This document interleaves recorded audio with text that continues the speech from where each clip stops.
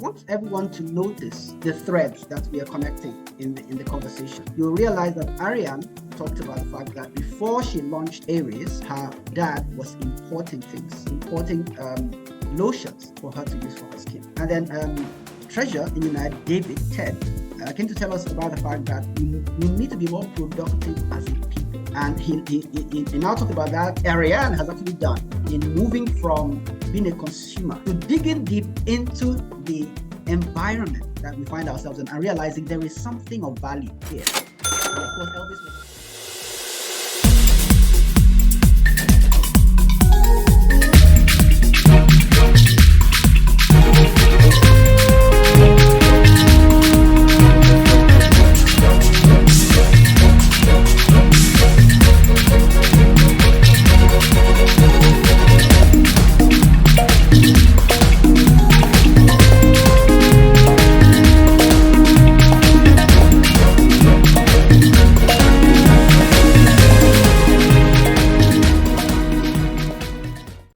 Welcome to Enyinnaya Africa, and my name is Kenneth, and I have 4 people in the room with me today.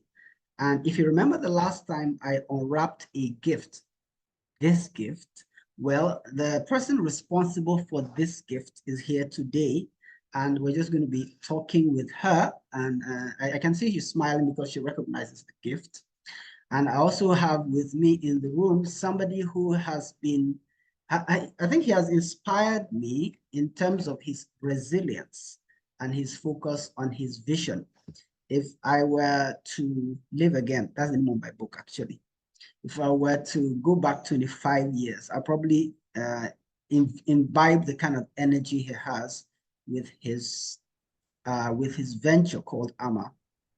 I also have Elvis with me. You know Elvis. He went through the series of historical series on Africa's original nations, from the Akans to the Wolofs to the Zulus to the Igbos to the Yorubas.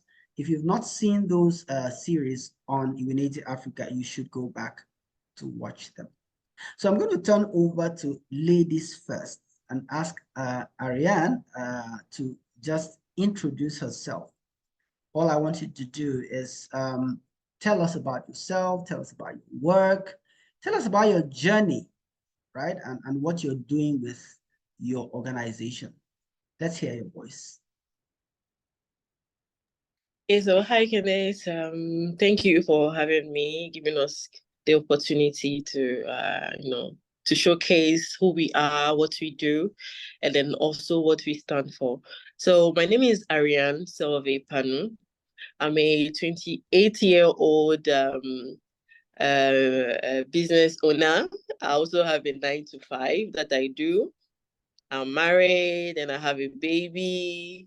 And it's been a crazy journey, actually. Very, very crazy. And I'm in support. That's my day job, IT support, where we support application. But I've had my business for 5 years now. That's when I actually entered the whole working system.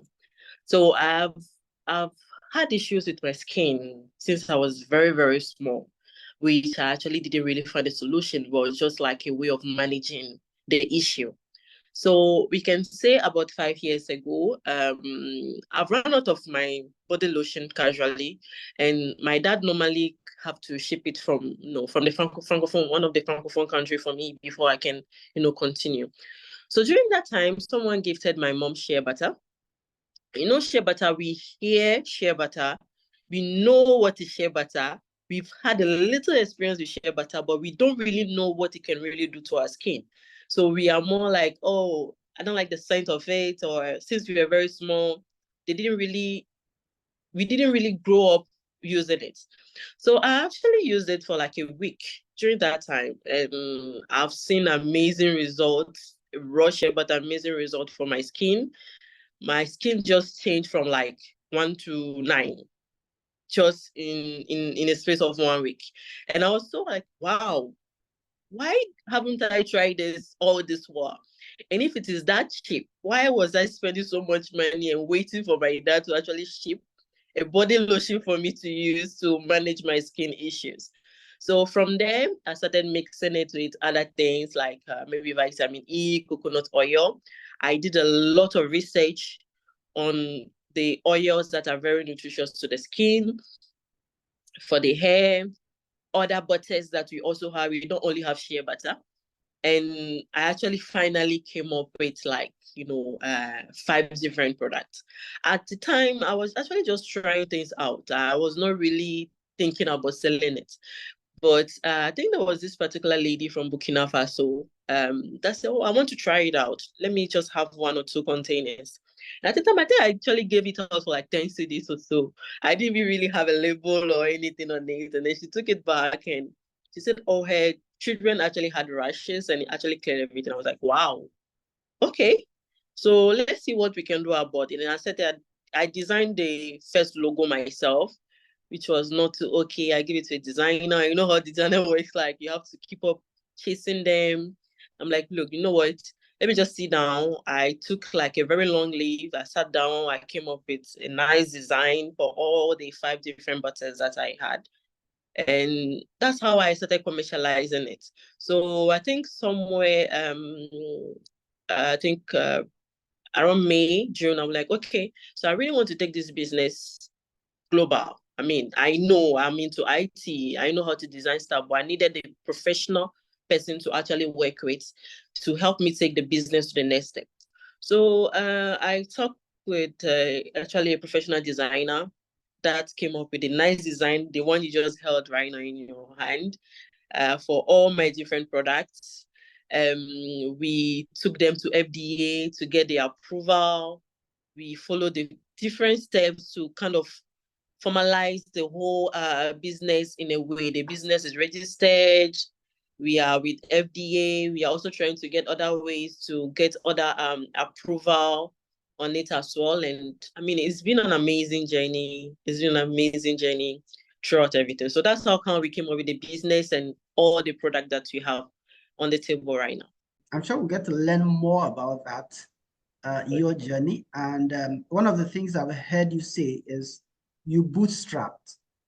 You picked up yourself from the boots. You started with what you had, and later on evolved to something that you felt was more sophisticated. And that's a very powerful lesson that we drive on our club, the Kabila community.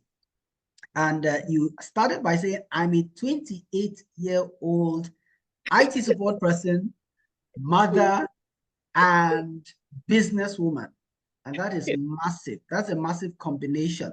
And the fact that you are taking care of a child, you're so young, you're married, you're keeping a home, and you're running a business aside from your day job. We'll get to hear more about that in a few minutes. Let me switch over to the champion of AMAA. If you've been watching very closely, you'll realize he's been popping up his logo once or I don't know whether he's doing it strategically, but I did notice it once in a while, it pops up the logo. I mean, you have to see that company. So let's hear from Treasure Enyinnaya. His full name is Ted, or his nickname is Ted. So he's going to tell you the last letters and tell you more about that. So, can you hear me now? Can you hear me very well, sir? Yes, we can. Go ahead. All right. Thank you so much. Thank you so much, everyone. Thank you so much, Mr. Kenneth, for this. So firstly, my journey is really an interesting one because I say, I usually say this a lot. A young man that was in the village and destiny met him in the village and brought him, from the village with his village identity to speak and cause tangible change in Africa. So that's what I characterize myself as. It may sound a little cliche, right? It may sound like not so real, but that's exactly what happened. Wait, just 1 minute. Okay, yeah.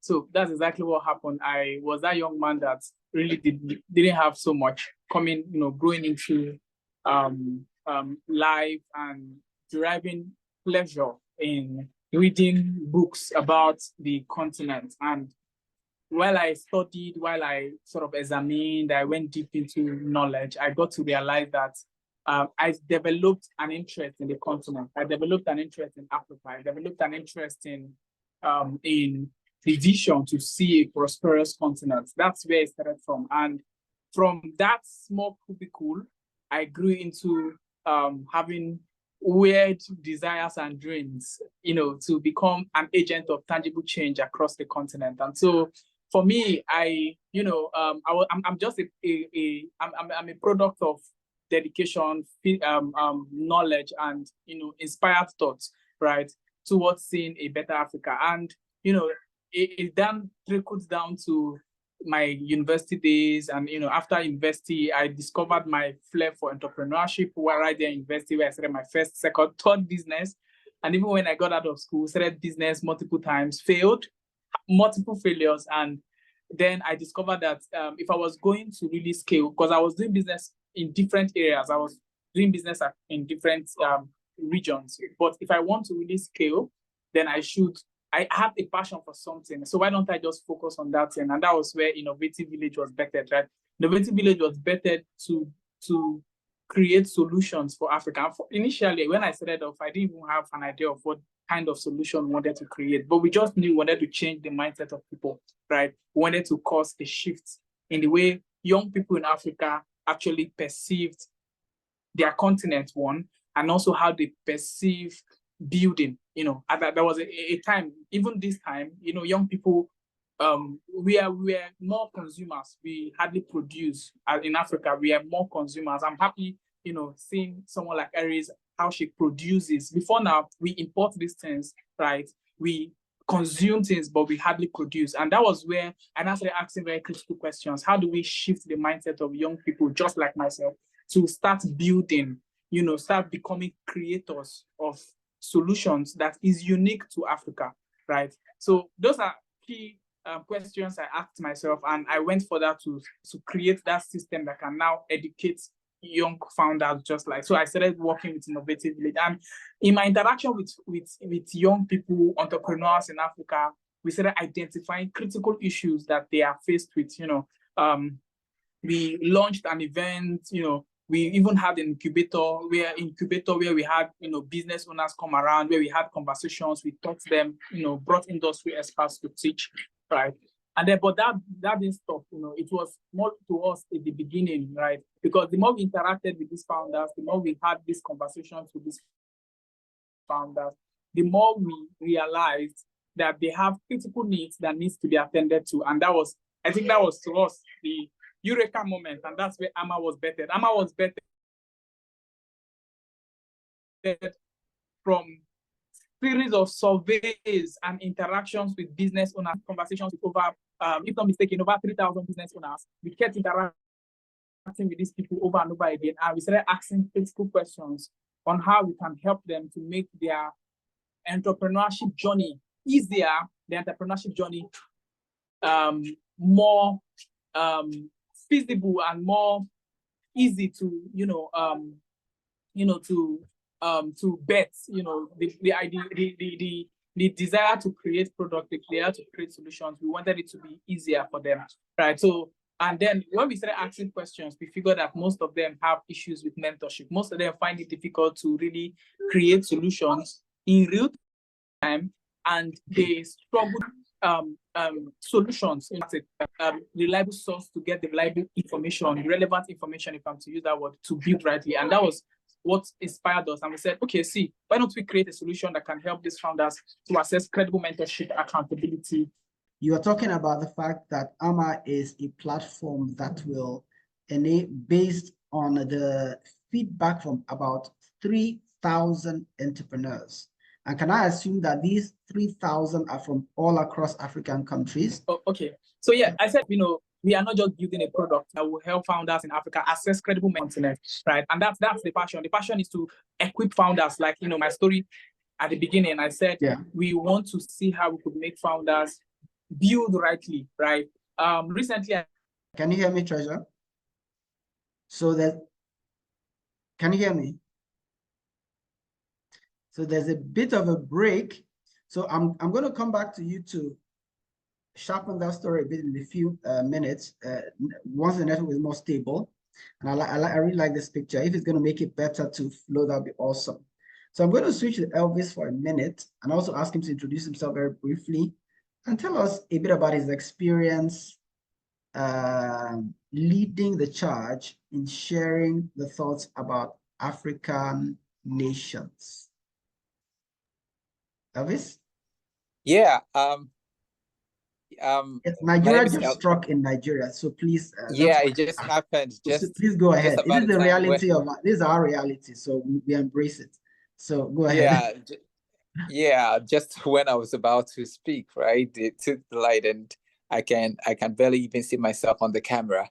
But like, my name is Elvis Boateng, and like Mr. Kenneth rightly said, for a while I have been telling stories about Africa, right?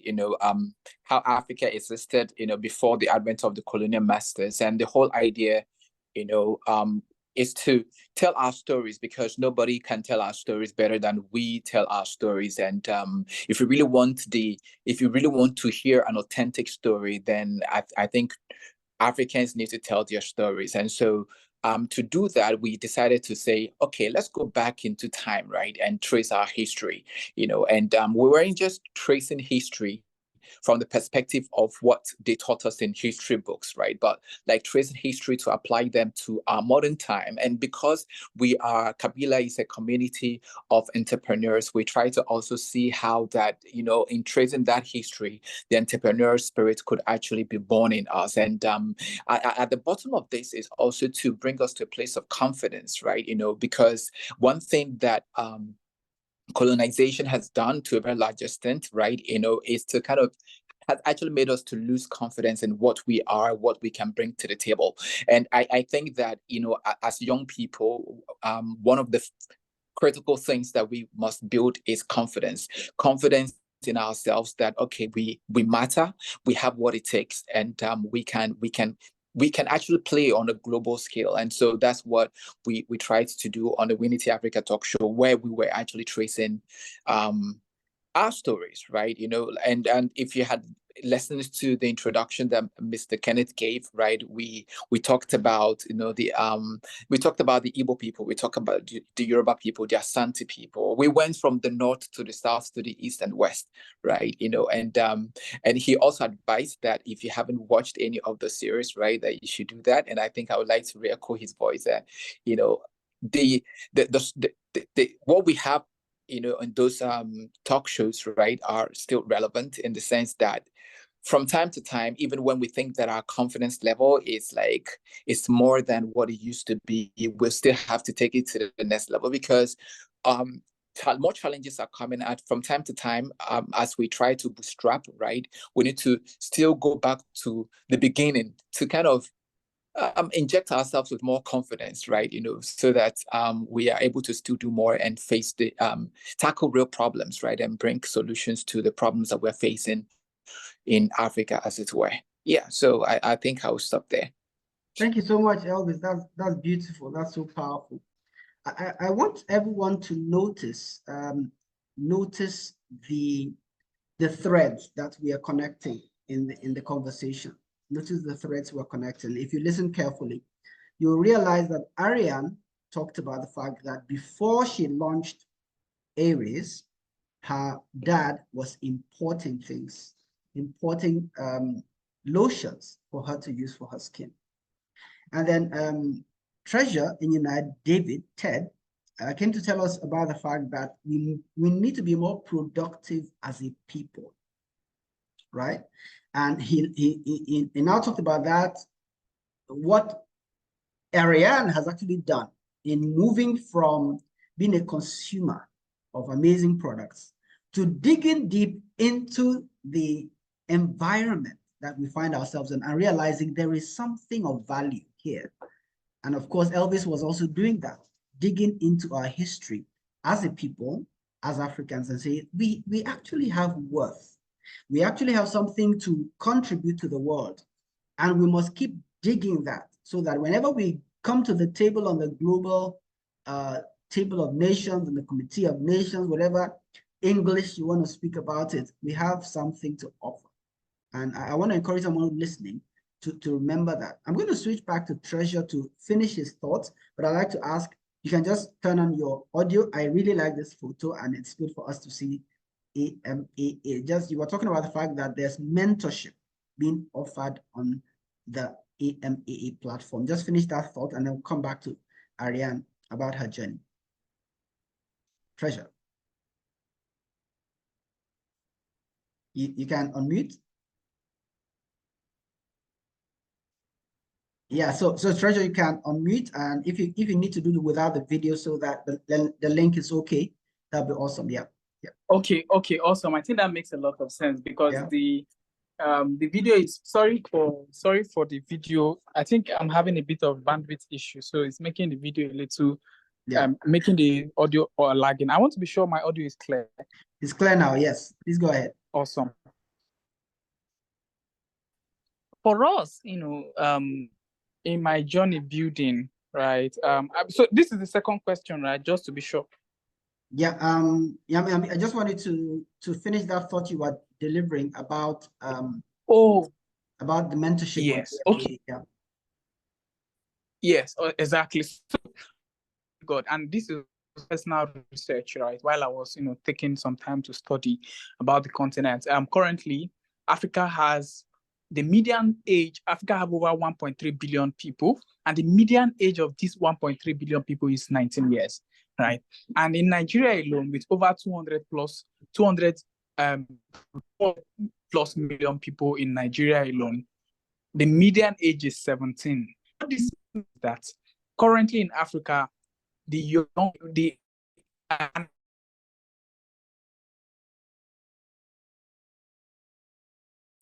active, right? Now, what this means also is that in years from now, one of the solutions we are creating now has the audience, the consumers that will make use of most of them. That's what this meant, right? It has direct consumers already that will make use of most of these solutions.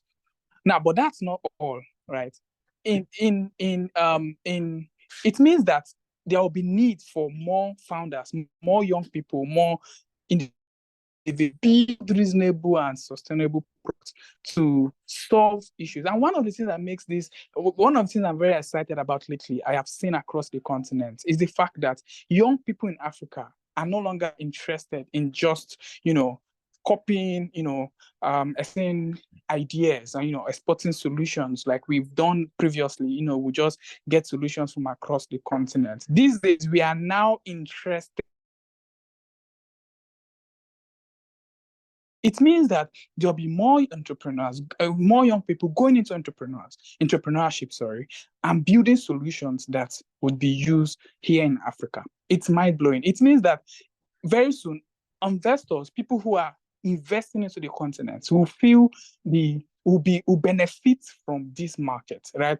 And it makes Africa at the point being the center of industrialization, and this makes a lot of sense, right? Now, what Amaa is doing is to of this whole activity that's already happening already, but 30 years, right? To drive that growth amongst founders, to give founders the resources that they need to scale their product, to scale the solution that they are currently building. That resources could come in various forms, but what we identified based on our consistent conversations with entrepreneurs here in Africa, is that mentorship, accountability are major challenges and major need of these founders. Because we asked them, we have done we've asked them in real time, and they gave us, and Amaa is to ensure that this mentorship democratized, made easily as a founder reaching out to or having a conversation with another individual who is not even who has done what they are doing and have gone ahead of them, reducing the cost mistake, reducing the cost of failure, which has even ruined, quite a number of businesses already, right? And then gets to credible information and knowledge to drive business, right? This to me is priceless. Is this exactly what Amaa stands for? And that's exactly what we're building here for Africa. Thank you, sir. Thank you so much.